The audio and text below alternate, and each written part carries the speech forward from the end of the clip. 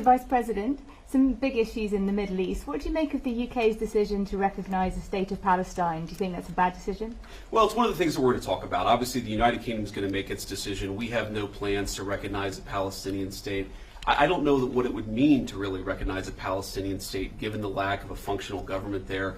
You know, what the president has made very clear is our two goals are very simple right now vis-a-vis the situation in Israel and Gaza. Number one, we want to make it so that Hamas cannot attack innocent Israeli civilians ever again, and we think that has to come through the eradication of Hamas.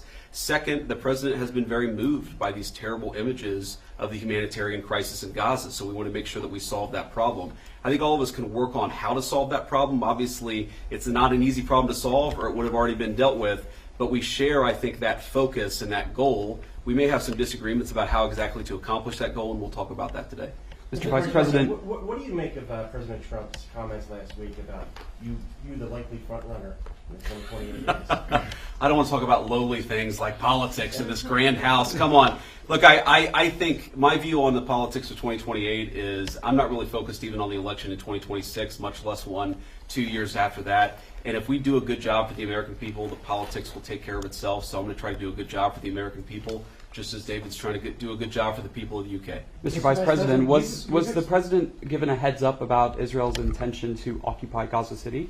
I'm not going to speak to private conversations between the Israeli government and our government. I think the president obviously has been very clear about his goals, about what he wants to accomplish in the Middle East, and he's going to keep on doing that. The president, as you know, speaks to these issues commonly. I'm sure that he'll talk at some point to the media about his response to what's happened or what was announced earlier today in Gaza. But our goals are very clear. We want to make it so that Hamas can't attack innocent people. We want to solve the humanitarian problems in Gaza. We're working incredibly hard, the president and the entire team, to make sure that happens. I mean, we've been in constant negotiations and conversations, even the last 24 hours, about how to get more aid into Gaza, about how to solve that humanitarian problem, and also how to get Hamas to a position where they can't continue to threaten the citizens and the civilians of Israel. So there's a lot of work to do there. There's a lot of common objectives here. There is some, I think, disagreement about how exactly to accomplish those common objectives, but look, it's a tough situation. Of course, we're not going to know exactly how to solve a very complicated problem. As the president has said himself, people in some ways have been fighting for thousands of years. If it was easy to bring peace to that region of the world, it would have been done already. Foreign Secretary, the UK has taken a different tact on the situation in Palestine than the United States. Do you feel that your friendship with the Vice President might help, have a discussion about ceasefire in Gaza?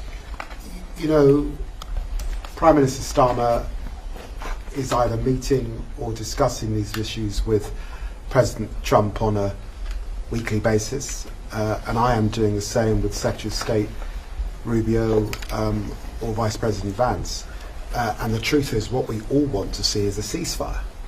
What we all want to see are the hostages come out, and we are hugely concerned by the humanitarian suffering that we're seeing in Gaza particularly. So it is bringing that to an end that we want to see. I am concerned about what is developing in Gaza at this time and the recent decision by the cabinet, and hugely concerned, as I think a lot of Israeli people are, about the impact, particularly on the hostages, and we'll be able to discuss these issues in the hours ahead.